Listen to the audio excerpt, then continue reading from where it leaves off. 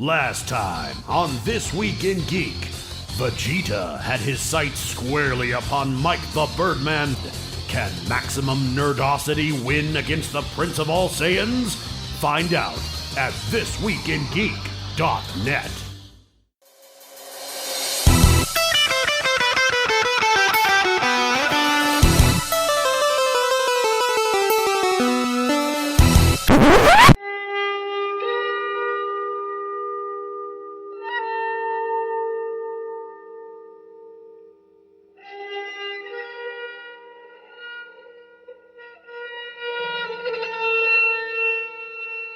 Hey guys, what's going on? You are listening to ThisWeekInGeek.net's The Prototype, only on ThisWeekInGeek.net. I am one of your many survivors in the Guelph quarantine zone. I am Mike the Birdman, but I'm joined by the uninfected, the potentially immune, the person under my charge today. Alex, the producer, who at first glance you might think is a bloater, but that's just me. Exactly. So yes, we are going to be talking about, if you haven't guessed so far, the recent remaster re-release of The Last of Us Part 1 coming to us from Sony Computer Entertainment and Naughty Dog. A review code was provided to us by the publisher, so big thanks to them. And this is one of these games that was a swan song for the PlayStation 3, won tons of awards in the year it was released. There was a remaster a re-something for the PlayStation 4. There was a remaster with higher fidelity graphics on the new console when it was new, the PS4. And this is being marketed as a remake, but it's not a remake in that they're doing anything from the ground up except the visual engine. Well, no, like really, they've even said the voice acting is the same. They've updated the mechanics. This is somewhat of a hybrid. Yeah, it's kind of a weird mix. It's not quite full-blown, ground-up, from scratch remake that you might think. It is, and it's like an enhanced, super best version of, plus completely remade graphics. Yeah, I mean, it's less Final Fantasy VII Remake and more Mass Effect Legendary Edition with some cool stuff thrown in. Yeah, or like Saints Row when they redid that with a brand new engine. Yeah, so The Last of Us Part 1 for me is a very special game. This is a game that in the year it was released, I remember beating this game 14 times that summer. So this is about a 15 to 20 hour experience. So that's a significant amount of time. I sunk a lot of time into this game. And you might be saying, geez, you like misery. And to a certain extent, you're right. To a certain extent, I do. I do. Is what you're saying. Yeah, exactly. But I also discovered a new perspective on post-apocalyptic fiction and how I view that particular world. And today's review is going to be a little bit different in the fact that we're going to be talking about some accessibility options in this game, as my life has changed since I played this game originally when it came out, and how I have to play games now. And then you've also got my perspective of somebody who never played the series at all before this, ever. Yeah, and this is a game that I really wanted you to try. And I know when we were talking in our pre-review period, who gets this game, I'm like, no, you need to take this one. At first you said, hey, I'd like to, and then you said to me, have you played it? And I said, I've never played any of them. And you said, okay, no, this one should be you. So I received my review code first. Yes, and then Sony was gracious enough to give me a second one. And partway through the review process, we were talking internally, and I said, Mike, there's a lot of accessibility options they added, and that made you intrigued to contact them and find out more. But I have known people who worked on the second game when it came to the accessibility community, so I was very curious to see what would happen from our own internal perspectives.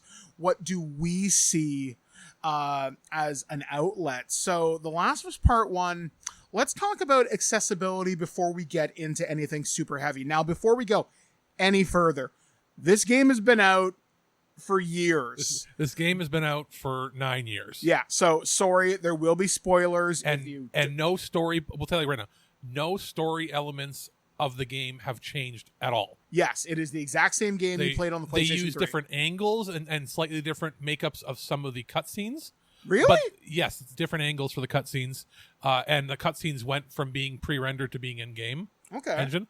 But outside of a different angle here or there, or updates to some of the AI for the cutscenes, nothing has changed in the script. So just know that you're not going to go into this.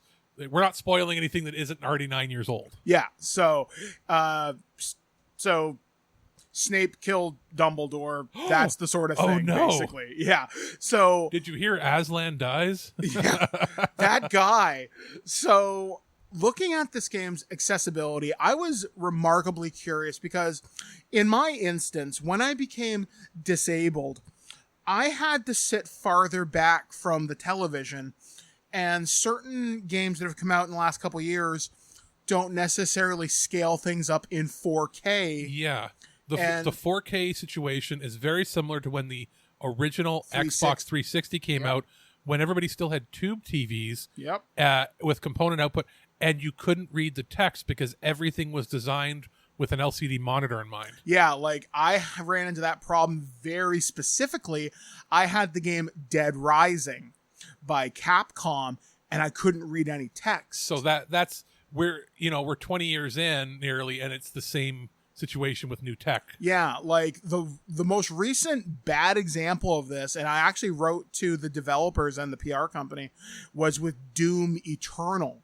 I couldn't read certain things, so I didn't know how to do certain things. No matter how big you tried to use their options, it's just not there. And I couldn't sit in my wheelchair at that time for hours at a time because it was so uncomfortable. So The Last of Us has really kind of changed how accessibility works in games. It takes, if you are a person who's visually impaired, you can play this game just as well as anybody else. Short of being legitimately completely blind.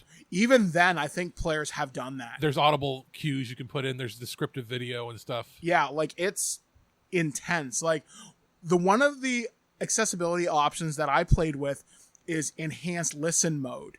In enhanced listen mode, you can change it for items, and you can change it for enemies in the environment. So what I would do is I would constantly ping the environment. And thanks to this, I didn't miss a single collectible. I got every comic, I got every artifact, I got every Firefly pendant, I got everything. I've never done that before. I found stuff I never even knew was here before, and I thought I was a Last of Us master. This proves me wrong. I had, again, never played it, so I found a lot of the collectibles, but I did take some screenshots just for reference here of the accessibility options, and I'll list them briefly. We'll go over a few of them, but there's a category for alternate controls, which controller remapping, customized controls, ladder movement settings, hand wheel input, melee while aiming you can turn on or off, holds and presses, which means that anything that would normally be a rapid button press, that could be hard if you have dexterity issues. Yeah. You can switch to like a hold or just a single press. I put that on right away. I didn't even use hold. Single press for me because sometimes, joints can hurt. Yeah. So there's repeated button press changes, melee combos, aiming modes, sprinting, crafting. Then there's bow firing, listen modes you can have for holding or for pressing or tapping or whatever. Assistance, camera assist, lock on aim, lock on strength, arc throw lock on strength, auto weapon swap, auto pickup, minigame time limit, minigame input. Then you move over to magnification and visual aids, HUD scales, a bunch of different scales for that. HUD background, HUD colorblind mode with high contrast displays, screen magnifiers, translation prompts, motion sickness controls. You can adjust the camera shake with 10 levels of change for that. Motion blur, camera distance, field of view, full screen effects, persistent center dot. And I wanted to figure out what the persistent center dot is. What does that mean? It puts a dot in the center of your screen no matter where your character is positioned. If you're somebody that has like vertigo or dizziness easily, it can center you. Yeah, you can stare at, even if things are going crazy on your screen, Joel's falling all around or you're tossing and turning and there's motion blur, if you get really dizzy, you can stare at that center dot and focus on the dot, and you won't be sick if you have that kind of susceptibility to that. Wow, that's really cool. So then there is in navigation and traversal, navigation assistance on or off, traversal assistance, ledge guard, meaning you won't trip if you have problems balancing. The only thing I found a problem with some of the traversal options is the ability to auto climb over something. That got me killed a few times. So that's an option. Just be very mindful. If it's a ledge that you can vault over, you may unintentionally do it when you mean to hide behind it. Well, there's enhanced listen modes for scan range, scan time, infinite breath, so you never have to worry about drowning underwater. I had that on because you know what? I want to explore. I'm a story guy, yeah. Skip puzzle option. That is if you get stuck and you just can't figure, you don't want to use a guide. You pause the game and you click skip puzzle, and it will move you to where the puzzle is complete, and you just continue on from there. Oh, wow. See, that is so nice to have that option. I did it to try. Screen reader and audio cues. There's a screen reader, cinematic description, traversal audio cues, combat audio cues, combat vibration cues, speech to vibrations. I turn that on. Depending on how angry or how impassioned somebody is, the more the vibrations in the controller. Oh, that's neat. I never even experimented with that. And because it's HD haptics, if they're on the right side of you and they're yelling, it only vibrates the right side of the controller. So Good job. And if you are going near enemies that are like clickers, the clicks will intensify the vibrations. So that's how you can play if you are seeing impaired. Oh, wow. That is intense. Speech to vibrations, audio volume, audio cue glossary, and then we have combat accessibility. And these are on top of the regular things like increasing subtitle size and all that. This is where it gets interesting. Enable combat accessibility, which turns on the ability to select all the other swatches, and that's hostages don't escape, allies don't get grabbed, enemies don't flank, reduced enemy perception, reduced enemy accuracy, invisibility toggle. And an invisibility toggle lets you select how long, if you're crouching, you want to be invisible. It doesn't always You work could solid snake this game. until you get certain scripted events have to be seen by enemies. You have to do it. Yeah. But 90% of the game, you could be crouching. When you do that, it slows the game to like 50% of the speed. But you could make it through an entire area if you don't have the weapons ammo to go through it. Oh, wow. Then there is weapon sway on or off, slow motion options, tinnitus sound. You can turn that off for when explosions happen around you if you're susceptible to tinnitus or sensitivity. And on top of that, the game has gone from, 3 difficulties in the original? Now there's like 6. There's 6. Each of those difficulties stack with these options. So if turning it onto the lightest difficulty setting, and they don't call it like wimp mode, casual, it's literally like Story. Less challenge, more challenge. It's more agnostic to hardcore gamer lingo. Yeah. If you turn it to very easy or to be the easiest setting, and it says, slows battle to 20, or slows when you're aiming, slows enemy movement to 25% while aiming in that mode, that will stack with whatever you've set here percentage wise. So there is almost an infinite amount of customizability when it comes to your accessibility options. And one of the things I will say this, and I give praise to Naughty Dog for doing this, there are 0 trophies tied to difficulty. You don't have to beat this in grounded mode. You don't need to beat this in permadeath. And if you are having trouble with the puzzles, no puzzles are tied to the difficulty setting either. So you can skip them if you're having trouble. And some of them, they're not too hard, but they might be... They're more time-consuming than anything. And some could be esoteric. Maybe you want to do a speed run. Maybe you...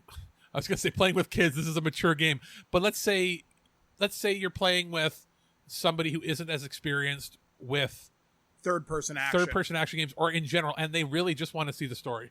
Yeah. You could save yourself probably 3 or 4 hours of not doing any of the puzzles. I mean, I would suggest you do, because the puzzles also reveal some of the story. One of the things I think I would like to see at some point, and you could patch this in if you wanted to, I would like to see a Let's Play built in with this from start to finish. Shows you just the story beats and necessary artifacts that give context to the world. Obviously it's a new game. that's something that comes in like a year's time. But I could see that. I mean, because there is under the extras, we'll talk about those in a little bit, there's commentary for certain cutscenes and certain bits of gameplay. Like, this really stepped up the game in terms of what you can add to it. And yeah, actually, if you were doing a second playthrough, then you could skip all the puzzles, unless there's a story behind it, but you could turn on director's cut mode where they describe parts of the game. Like, I'm really impressed. Like, to talk a little bit about some of the extras, and then we'll talk about the more experience part about this. The extras here, there is a 2-hour unlockable documentary that you can watch this. There's the original 9-minute doc, but then there's a 2-hour one. There is like 5 or 6 hour long podcasts you can unlock, and you can even see the transcript of the audio from that if you don't want to pay the unlockable points. There's skins you can unlock for your guns for Ellie and Joel. Ellie has so many unlockable skins. She's got shirts for Shadow of the Colossus, Ico, Resistance, which surprised me. Joel can get like this rubber tactical shotgun that looks like a police one. I have old man Joel in his like Kodiak jacket. He just looks cool. The only thing that's missing, I know it's a very serious game. Mm-hmm. How much would you have loved a big head mode unlockable?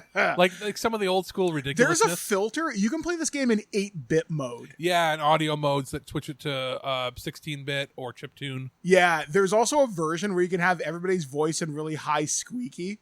That would just kill me for certain scenes because... Yeah. Or barium, whatever it is, where it makes their voices lower. Yeah, it's like weird. But there's a lot to unlock here. It encourages. Imagine hearing it with a super deep voice. How does he walk around with that thing? Like, there is so many things I think that honestly encourage multiple playthroughs. There's the New Game Plus that allows you to carry over all your unlockables, all your upgrades, and unlock stuff sooner. I'm just about to start a New Game Plus playthrough with a lot of the cheat codes on just to screw around. Plus, it also, this is going to be fun. Plus, it also carries forward if you play the game and you get unlockables and you unlock a bunch of the cheat codes, which are like infinite ammo, that sort of stuff, you can carry those unlockables with that into the DLC. That I haven't tried. That's what I did. Huh. And that's how I went through the DLC faster. So that's included with the same visual upgrades and the same codes and everything. And beating that gives you more things you can unlock within the unlockables as well. See, I'm looking forward to like doing that. Like, I'm looking forward to getting all the artifacts from Left Behind, because the last time I played Left Behind would have been about 2014. So it's been a long time. So yeah. All right. So this is, folks, where we're going to get into the experience. And I've been through this game, like I said, 13, 14 times or 15 times now. And it still hits me in certain ways like it did before. But Alex, I really want to hear, what was your experience with this game? How did it hit you? Okay, my brief and little tiny history with it was my brother bought it for the PS3. He bought it for the PS3 at a time when I think I was mostly just playing the JRPGs that were there, and I still had my PS3, but I was getting ready. You know, I know that the PS4 was coming out right around the same time, and I was getting that. And he made me, I'm not usually a scary game or zombies fan, and he went, just try this, play this opening mission. I played the prologue, the preamble to what actually happens. Yeah. And I was like, this is really cool. And even at the time, I was like, frame rate was kind of iffy, you know, but it was really visually gorgeous on the PS3, but you could see that it was struggling with the frame rate. Then my brother bought the PS4 version and showed me how much smoother it was. I just never got around to playing it. So this is my first playthrough beyond the first 20 minutes of the game. Yeah. And in playing it, I had to play it, and then I had to go and watch people's original playthroughs online just to see how different the actual game was. And because to me, this felt like almost a perfect game. Not as in like any game can be perfect, but like the AI was smart and worked. The character facial animations were so good. And then I find out that's the big change. The biggest change here, outside of some of the enemy AI and some of that making it a little smarter and less doofy, because there's a lot of old videos of it being doofy 10 years ago.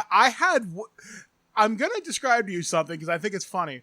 There's a place in Pittsburgh. You're fighting outside this giant bookstore at a military checkpoint. On the right side of the building, you can get in through this window, and there's this alleyway. Do you know where I'm going to talking about? Yes. That is Murder Alley. So what I would do is I would throw bottles and bricks, and everybody would come out and see where their buddy was, and I would murder them. And then I would hide behind a dumpster, and then I would murder them. And they were like, there's a body here. And by the while, there was like 7 bodies piled up. If you're playing it on the least complex difficulty, it can be a little like that. If you play on moderate. If you play that on moderate now, it doesn't happen like that. They will find you, and they will go around, and they will find a way to hide from you. And no, flank you. I did this on moderate, but on higher difficulties, they are diabolical. Yes. So there's that. But when I played it, like all the work in this game, like not all the work, but most of the work has gone into making the character models more realistic looking. But not just it's the eyes. Yeah, it's the eyes and the face. I looked at the old game. It's not just the eyes. The micro expressions of the eyelids and how the pupils dilate and focus with all the minute muscle movements you have in a real person, to the point where if you're looking from far away, you'd think it was the upcoming TV show. Yeah, like up close, obviously it's a game, but if you walked into a room, 10, 15 feet away, and just glance at one of the cutscenes, you'd be like, oh, what TV show is that? Yeah. So they've done a good job. Obviously, it's the same great voice acting that was in the original. Yeah. Gameplay-wise, I like the loop. I was like, I wish I could go prone, and then I find out that's in the second game. So, I'm looking forward. I've actually gone ahead and secured myself a copy of the second game so I can try it out this coming weekend. Knowing everything that's involved story-wise, I really want to see how it plays and how it's different, because I hear that this has a lot of the improvements that were made to the second game, but still using the basic mechanics of the first game. Story-wise, I felt this was actually quite good. There's choices in it that I wouldn't have made. There's and even, as a backseat player driver, when it comes to stories, I'm like, oh, I would have done this to spruce it up. It might have, not that everything has to be sad all the time or everything has to have a happy ending. There's certain changes I might have made tonally, but I feel that with the new graphics engine, especially the lighting and the shadows and the atmospheric stuff, it's almost less jarring than it would have been seeing it as a video game with the story, because you're more experiencing it like almost a TV show now. Yeah, like there's a certain fidelity that the upgrade has been given here that really gives a new level of immersion. And no uncanny valley. They somehow avoided that with this, whereas the original had a bit of that with characters that were almost anime looking, with the proportions of their bodies were a little off, especially Ellie. And now she looks like a human. And that sounds weird, like, oh, she didn't look like a human before. She looks more natural. She had like almost a Disney-ified effect in the original. Her head was a slight bit too big for her body, just a tad. The eyes were a slight bit too big, and stylistically it was a choice back then, but it might have made you hit that uncanny valley feeling. And here I find if you're playing this for the first time, you are going to be more emotionally attached to the characters now than they even could have been before. Yeah, like while I was watching this and while I was playing through this, because of all the improvements made to lighting, facial animations, and little details like seeing the wisps of gray in Joel's beard, seeing the individual strands of Ellie's hair. And this is something that I did. I went into the game's photo mode, and I'll talk about that in a minute. I really saw the texture of t-shirts. I saw the texture of skin, and I just realized how technically gorgeous this game could be. But it added a new level of immersion, specifically in one section. You're playing in an area known as the suburbs, which is just after Pittsburgh. You're with Sam and Henry in the sewers, and you run across this boat captain named Ish. And this person is obviously long dead, but they've left notes behind, and there's a wall. And a wall is covered in old newspaper clippings from during the pandemic and outbreak. I couldn't read those in the original, so I took my hunting rifle with my scope on it, and I zoomed in. And I was like, holy shit. Just finding out how the world fell apart was so fascinating. Yeah, to see how this happened. all the incidental stuff has been spiffed up, and they've added new stuff that way. Yeah, like it's just like seeing all the new textures and the fact that most of my collectible memory helped. Like I said, I was able to get every single thing in this playthrough. I'm only missing like 5 optional conversations, so I may have to do a walkthrough for that. But it's really neat to see how this world is coming out. Like the world of The Last of Us by Naughty Dog and Neil Druckmann and everybody who's been involved in this process has created, I feel, one of the most compelling and ultimately nihilistic post-apocalyptic worlds in recent memory. It's not goofy like Fallout. It's not as super depressing as, say, Metro. And it's different. It hits different, especially now that we're in the era of COVID-19 and people thinking about pandemics and everything. And you saw how quickly that world fell apart. And you can see, I understand now playing it, why there was a vocal discourse of people saying, hey, why does it have to be so sad? Mm-hmm. And especially, obviously, we heard more with the second game, which I'm going to experience for myself. Yeah, have fun with that misery porn. But, we're so used to every story having a happy ending. I could see a Marvel ending. I could see some people, I could see the argument of, could we just have a little optimism in this? Yeah. And if there's one story criticism I could see in this, it's that there needed to be a little more optimism than there was. Yeah. And I don't know from who, but it didn't have to have a happy ending. Was there any moment that changed you? No. You're a very jaded person. I'm a very jaded and broken person. I've been on the internet for years. No, but playing it, the ending, I would have been like, okay, I personally felt it was a little forced as a way to get to the end the way they did. Yeah. I understand people getting mad that the payoff wasn't what they wanted. I'm okay with that ending. I would have been more okay with the ending if there appeared to be more hope elsewhere. Yeah. Like maybe if what Joel said was true. Maybe there were others. Yeah. Or hint at it. More so if it was hinted that the settlement would actually be a success. Because there is never any definitive. It's always just, you'll find out. Yeah, I know. But you know what I mean? Like there was a lot that they went through for a very short ending.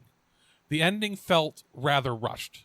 Yeah, I wish there had been more in the Firefly Hospital, because once you get through the resort town, you can wrap that up in less than 2 hours. It should have been an extra hour longer, I believe, personally, with things happening there, because you get there and then it's just, oh, the end's happening now. It's like, but there should have been more of, you should have had to discover what was going to happen, not have it told to you in the first minute you wake up there. Yeah, like I think you should have woken up, been told everything's fine, gone out, mingled with regular people, other Fireflies, have them seem completely normal, but it seems odd that she's not there or other things aren't happening, and then have you go out of your own suspicions and discover the notes that you do see later if you do it, but they're not required to read.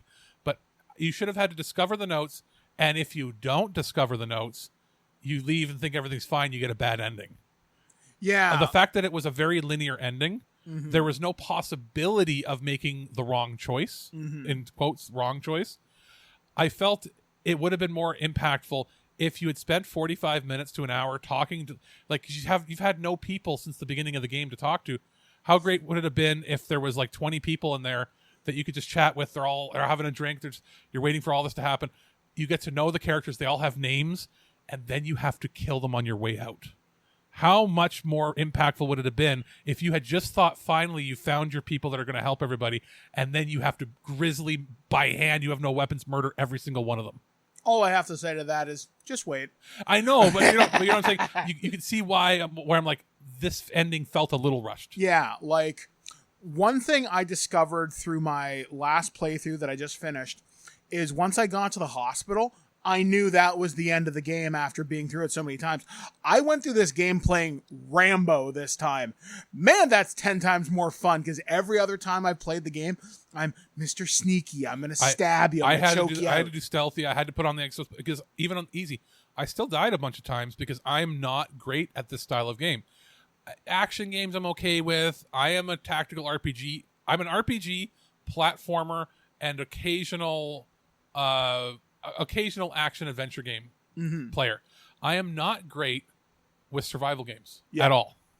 So this allowed the options in this game allowed me to actually enjoy something that I would have hated this game if it was too difficult for me. Yeah, but say this is a game you would not have played 3 years ago. I wouldn't have played it at all. I would have refused to play it. I think you did refuse at one point. Yeah, you offered to let me play the PS4 version. I said no. Well, I'm glad you got a chance to experience this. Like, this is one of my favorite games of all time, one of my favorite franchises, and I really should seek out the supplemental material. I know there's a novel called American Dreams. Well, and we have the TV show coming next year, right? Yeah, so, which looks fantastic. And I had questions with you, complete honesty here, Sony, if they're listening. What I was like, why are they doing a show if it's going to be just the same story we're just getting now again for the third time? And then I read comments from the studio saying, no, the show is going to be different. The basic plot line is going to be following a similar stream, but they're introducing new characters and it's taking a different path. See, what I kind of want to have happen for the television show, I want a prequel episode just focused on Bill and Frank. I want to know about them. I think we're getting that because Nick Offerman. Because Frank's been cast as a living actor, right? So the fact that in the game, spoiler, he's already dead by the time you find him, right? Yeah. He's been cast as a living actor for at least one episode or more. So we're going to get flashbacks. I think what we're going to get, now if I had to speculate, in this review of a game, we might get more flashbacks to fill in the blanks. Yeah, I think it's going to be great. And there's going to be a mini arc for the Left Behind DLC. Okay. It's going to be great. Like, honestly, if it takes 3 seasons or whatever to tell the story of the first game, fine with it. Yeah, if it's done well. Yeah. And it doesn't just feel let like it breathe. And it doesn't feel like it's drawn out, because this did not feel like a drawn out game. I feel like it needed a little more at that end, but not enough to be a whole other act. Yeah. But again, that's my own criticism coming into it as a new player. Outside of that, it is one of the best experiences I've played. One of the best narrative experiences. And we've seen people argue online back and forth saying, these games shouldn't have won Best Game of the Year at these awards because other games had better gameplay and were better overall. And I can understand certain points of things. What I think that these games, and even without playing the second game, at the very minimum, I think award shows should have awards for best narrative experience. Yes. And not talking best story. What is the best game of the year that had a fully immersive experience? Doesn't mean it had the best gameplay, but the best overall package. Yeah, for the experience. One thing I will say, and we're going to begin to close this out, Sony has nailed the narrative experience with a game such as this, and they've also done it with Ghost of Tsushima. And I can't think of many other narrative experiences where a game comes alive to do so many wonderful things. And to live and breathe in that world is something utterly astounding and magical. And to live in a world where Ellie and Joel are trying to survive together, not just as companions on the road, but to grow together as essentially a family, that's something you don't experience much in a game. In Ghost of Tsushima, when you follow Jin Sakai and his quest against his father and the Mongol horde, you get an experience there too. Microsoft cannot compete with this. I'm sorry, the Master Chief and Cortana, yeah, that's a great story, but it is not Joel and Ellie. It is not Jin and his friends. Right now, in this moment, you cannot get narrative experiences like you can from these Sony studios. Yeah, like wait till That's not God of Boy comes out soon. Alex, the Sony superfan fanboy. No. Objectively, right now, this is the kind of stuff they're pushing out like this. There isn't an analog or a comparison to anybody else. Yeah, and if it is, it's made by a third party, like EA. The closest, and even then, not narrative stories that this complete. The closest, we know the debacle that happened with Cyberpunk. Yeah. And that wasn't as immersive as it was supposed to be in the story, wasn't what it was supposed to be. The closest to this style of game with the lore and immersion is probably Control from Remedy. And outside of that, I mean... Maybe one Assassin's Creed game, maybe? No. There's nothing Assassin's Creed has ever put out like this. Not this intent. I think you could make a case for maybe... Odyssey was really good, but not to this level of depth. There's nothing that takes the slice of life and puts you in their shoes like this. Yeah, that's true. Like this is you feel for these characters. Is it a perfect game? No, you can't. It's close. It's as close as that original game is going to get to perfect, but you can't call it a perfect game because it's not a new game. Yeah, it is building upon what was already there. It's not a complete remake from the ground up where every single aspect was changed, and the reason for that is. A lot of the game didn't need to be changed. Yeah, like there wasn't much. So, I mean, adding those accessibility things just made the game more accessible for people. Now, in closing out, what do you say to the people that, say, do I need this if I've already played it before? That's a tough question. That is the $1 million question with this. For somebody like me who's never played it, this is the way to play. Yes, if you have PlayStation Plus. Well, if you have if you have a PS5. And you've never played the game, get it. Buy this game in this version. Mm-hmm. If you're somebody who has a PS5 who maybe was hesitant to play because you had accessibility issues, or you might have found it to be too difficult, but you wanted to experience the story and the whole thing, this is also the version to buy. Agreed. Even if you've played it before but had difficulty. Yes. The real question is for the diehard hardcore gamers that have bought two versions of it and they keep questioning, and you see them on websites like Amazon giving 1-star reviews before the game even came out saying, don't buy, it's just a repackage, before even experiencing it. No.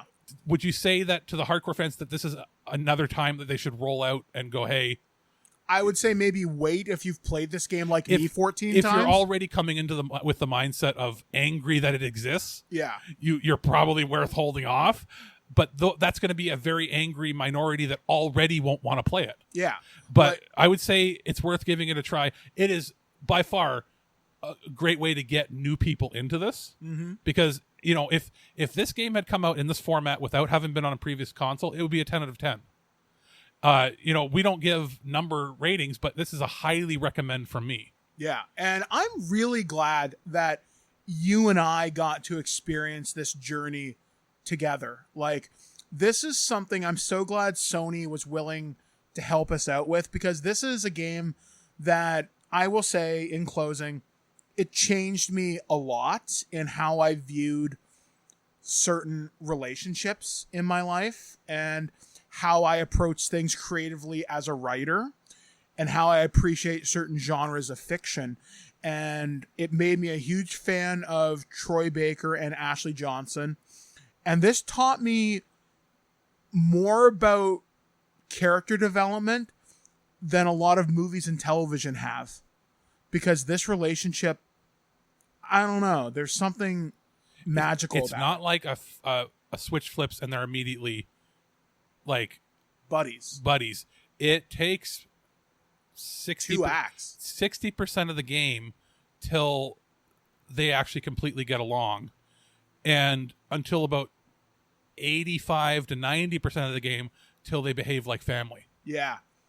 And even then in the last few moments of the game, you see cracks will form. Right before the final act, they are family. Yeah, and it's a beautiful game, and I really hope people take the chance to experience this, see the giraffe scene, and just photo mode that scene. Yeah, I did that last night, and I had a lot of fun with that. So, folks, thank you for joining us on this ramble and discovery.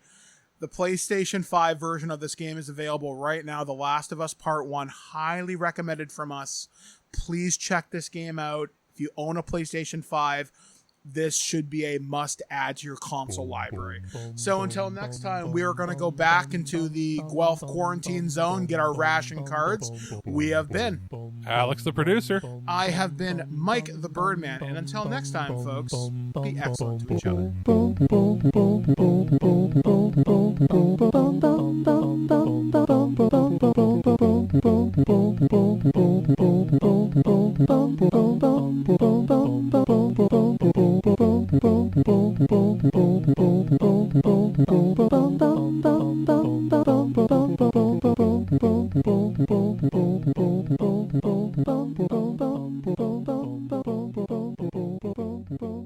And then received a remaster a couple years later on the PlayStation 4. And when this remake was announced, a lot of people were like, does this really need to be done? And that's the question we're going to be answering today when we get through. What the fuck? Sorry, Alex, I don't know what the hell's causing this. Do you have any other remotes around you? No, and Wiley was well across from it, so it couldn't have been him. That's okay. I don't mind redoing that intro. That's really fucking weird. All right, give me 30 seconds. And just in case, I'm moving this remote too. Yeah, you fuck off. Yeah, lots of blooper material this Yeah, time. I guess. No shit, eh? All right, 10 seconds.